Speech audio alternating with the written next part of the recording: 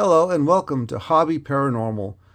Today I have two different TriField meters, an older version and a newer version. The older version has the old school movement of a meter and a little selector knob over here, and the new one has an LCD monitor and also can make noise and light up. So in this way, this is probably the better model to have. But this was the old school back in the 90s. So we're going to open up both of them and see what's inside of them. But first we'll do some experimenting with the electric and the EMF functions. Let's start testing with the older model first. The selector knob has a battery test feature, which is indicated on the bottom of the scale right there to indicate that the battery inside the unit is good. Then we have on the first setting a 0 to 100 range, which would be this top scale of the meter. The 0 through 3, which is the middle scale of the meter. And then we'll experiment with the electric field later. So let's put it on the 0 to 100 range, and let's do the same thing I've done with the other tests. And you can see that it's sensitive in this direction, in that direction, and that direction. And I'll do the vertical test, and you can see that it's sensitive in all three directions. If I go to the 0 to 3 range, the reason why I didn't go there is because it's quite sensitive and it makes the meter just jump. Okay.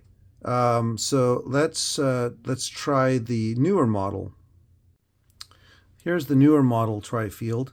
When I turn it on to the magnetic setting, there's a standard and then a weighted frequency response. It makes sound if you have it turned on. There's a selection switch that's inside the battery compartment that can turn on and off the sound, and there's another button that can turn on or off the backlight of the display. So let's just go ahead and do the magnet. It is extremely sensitive, coming in from different directions. It's absolutely going crazy. It's super sensitive.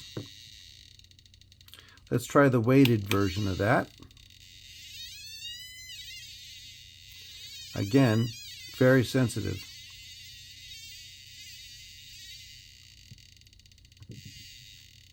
The other function that this meter has is an electric field, and it's quite different than magnetic fields. As you can see, it barely picks up the magnet. But what I have instead is a plastic comb, and when I comb this through my hair, it'll put a static charge of electricity on it. That will detect the E field. So I'm going to comb my hair a little bit, and you can see now this comb has a slight static E field charge to it. It's most sensitive in the front, not so much on the sides. Let's try this one here.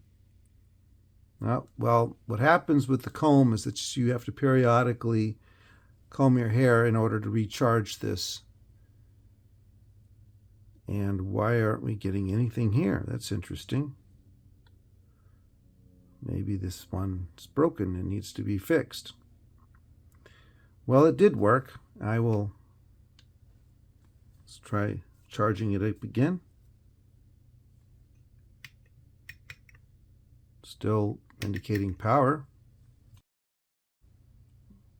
Wait a second, did I see it move? Yeah, it moves, but very weak. So comparing the two meters, I would say that the newest version of the TriField meter, model TF2, is the better one. Just a few words before I open up these devices and look inside of them. I want to mention that this is for educational purposes only, that I'm not going to reveal any of the schematics or reverse engineer how these devices work. I will be mentioning about the sensors and the chips that are inside, but that's as far as I'll go. The other thing I want to mention is that I'm working on an electrostatic mat to protect against ESD, which is electrostatic discharge, that if these devices were opened up and you touch them with static electricity, you can damage these components inside. I have years of experience working as an engineer. I don't recommend that you open these boxes. So with those disclaimers out of the way, let's get started. Okay, let's take this one apart. And the way to get inside of them is you have to remove the 4 screws. There's a battery inside of here, so you'd have to take these screws out anytime that you want to change the battery. Okay, last screw.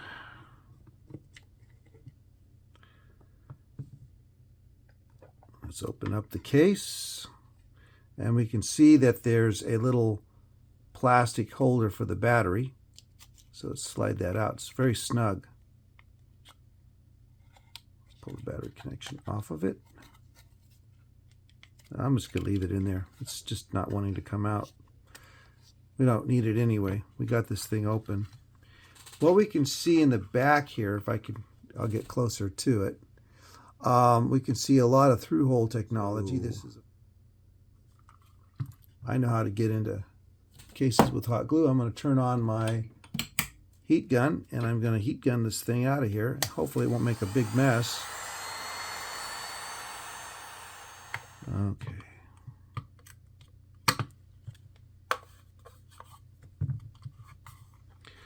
Oh, okay. What's happening is that this knob is, the switch is soldered to the circuit board. So in order to pull the board out of there, I'm going to have to remove that little grub screw right in there to make it easier to pull off the knob so that I can then get access to the circuit board. Okay. Clearly I need tools.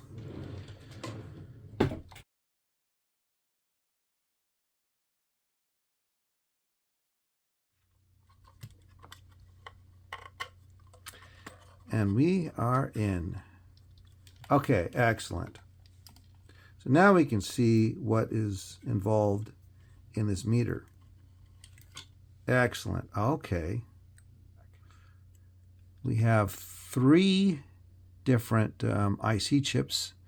I can see that they're marked with ST, but I can't quite read the numbers on them. There we go. That's another LM324. For all 3 chips are LM324s, which are quad op amps. Looks like this transistor is probably the amplifier for the RF antenna. It's probably something like that. We have another IC. What is that? It's an NE555. Inside the TriField meter, I see 4 integrated circuits.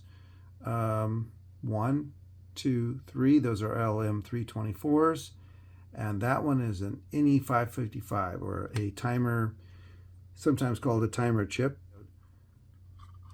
The sensors are the following. We have this little wire. That's the RF antenna. These copper boards are the electric field. And the inductors are these green components. One that's standing up vertically, up and down. This one is laying on its side, side to side. And this one over here is front to back. I think that this is the variable resistor that's probably used for calibrating the unit. And the wires that come off of here go to the meter movement on the front. Battery connection, selector switch. Somebody wrote OK. And there it is. So I don't know why I wasn't able to pick up electric fields. So I'm able to get the E field to respond a little bit better. When I get the comb near the sensor, I've been able to sometimes get a reading. There we go. Let's try that again. So it's not picking up on my experimentation with it. Maybe it's more sensitive to other electric fields. Okay, well, let's put this thing back together. I don't think there's anything wrong with it, but it was interesting looking inside. Let's open up the other one. Okay, next up is the more modern version of the TriField meter, and the way that you access this is through the battery compartment. Open that up, and as before mentioned, let me bring that up closer. You can see that there's a button here that's for the light, the little symbol for light, and this one here is a little symbol for the sound, and you push these buttons and you activate or deactivate the feature. So right now I turn it on, the display is on, but if I push that button, the backlight of the display is off, and if I push that button, it makes it quiet. So you can have it in this mode, or you can independently turn the light on or off, or the sound on or off. Kind of wish these buttons were more accessible, maybe in the front of the meter, but that's what they've done. Okay, so we're going to pull the battery out. The other point I'd like to make is that this battery is very difficult to get out of here. I'm going to use a little screwdriver to try to lever it out of there, carefully not to short the terminals on the battery. I don't know how you're supposed to get that out of there. It's a little bit of a wonky setup. They have a picture here, so it's possible that you might inadvertently put the battery in backwards, so they want you to be careful and put it in this way. Okay, the access is through these 4 screws. Let's see what we have.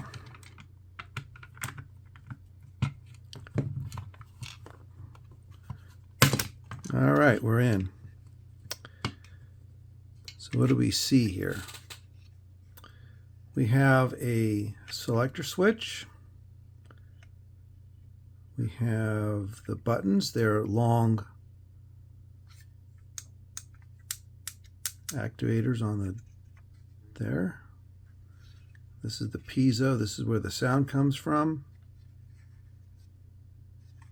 This feels 3D printed, these little structures here on the side. I'm not sure what they're doing. Oh, it all comes off. Okay, I guess that's good because we're going to want to pull this board out of here. And what's going on there? Okay, I think that's what's happening here, is that the display, yeah, here we go. It's one of these little flip-up thingies. I can pull it out, and then wired cable comes out, and then this pulls out. So this isn't very exciting. This is simply the LCD display.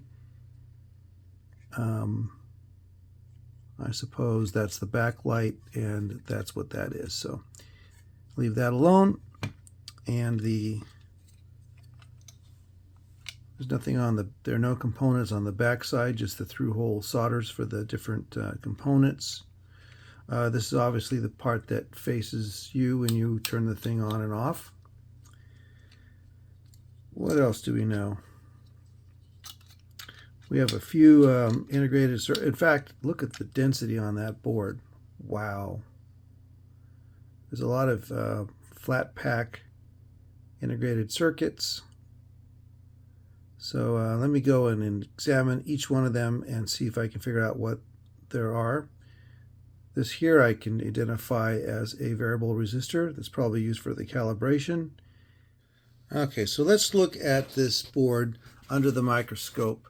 And we can see the main processor here is a TI part, a 430. What else do we have here? We have a couple of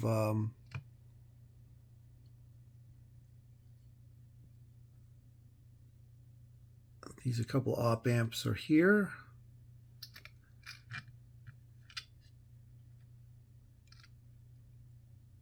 Quad bilateral switch. Some op amps there.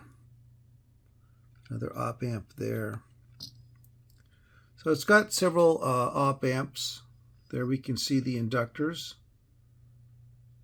on the board for the EMF pickup. We can see that this here is on this board that's standing up, the vertical board. Let me get you in there closer. Maybe I can just bring the camera in there to... Here you can see it labeled RF. There you can see it electric. Lots of parts on this board, but it's an excellent instrument. Okay, well, I'm going to put this back together. Okay, here it is all put together. It still functions. That's a good sign. All right. And here they are, the two models side by side. I would recommend, if you can, get the TF2. It's the more sensitive model. I like this a lot better. My only complaint is that the buttons to control the sound and the lights are in the back, not on the front. Other than that, it's a good instrument, so I would recommend this one. If this is an interest of yours, please like and subscribe to the channel. It shows me that you like this content and want to see more of it. Thanks for watching.